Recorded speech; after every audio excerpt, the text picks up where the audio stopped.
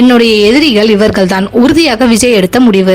முழு அரசியல்வாதியாக மாறிக்கொண்டு வரும் தமிழக வெற்றி கழகத்தின் தலைவரான தளபதி விஜய் தற்போது நடந்து முடிந்த நாடாளுமன்ற தேர்தலில் வெற்றி பெற்ற முக்கியமான புள்ளிகளுக்கு வாழ்த்துக்களை தன்பாணியில் தெரிவித்து வருகிறார். ஏற்கனவே பாஜகவிற்கு சிம்ம சொப்பனமாக விளங்கிய சந்திரபாபு நாயுடு, நிதிஷ்குமாருக்கு வாழ்த்துக்களை தெரிவித்திருந்தார் தளபதி. இவர்கள் இருவரும் மத்தியில் உள்ள முக்கியமான மந்திரி பதவிகளை தன் வசப்படுத்திக் கொண்டால் கூட்டணி உறுதி என கிடுக்குப்பிடியாக உள்ளனர் என்பது விஜய்க்கு மிகவும் பிடித்த சம்பவமாக உள்ளது.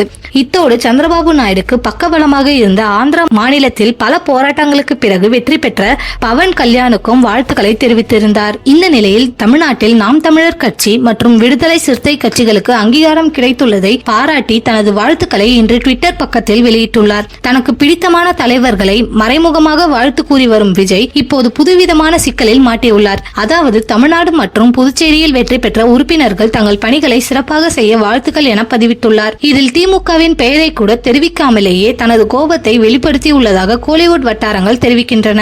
40 தொகுதிகளில் வெற்றி கண்ட திராவிட முன்னேற்ற கழகத்தின் மேல் உள்ள உச்சகட்ட கோபத்தை வெளிப்படுத்தியுள்ளார். இதனால் வரக்கூடிய 2026 தேர்தலில் நாம் தமிழர் கட்சி சீமான் மற்றும் விடுதலை சிறுத்தைகளுடன் கூட்டணி வைத்து திமுகவை எதிர்க்க அதிக வாய்ப்பு உள்ளதாக பரபரப்பாக பேசப்பட்டு வருகிறது. நடந்து முடிந்த தேர்தலை வைத்து பார்க்கும்போது அசுர பலத்தில் மழை போல் நிற்கும் திமுகவை எதிர்த்து தமிழக வெற்றி கழகம் ஒரு தொகுதியிலாவது ஜெயிக்குமா என்பதை பொறுத்திருந்துதான் பார்க்க வேண்டும்.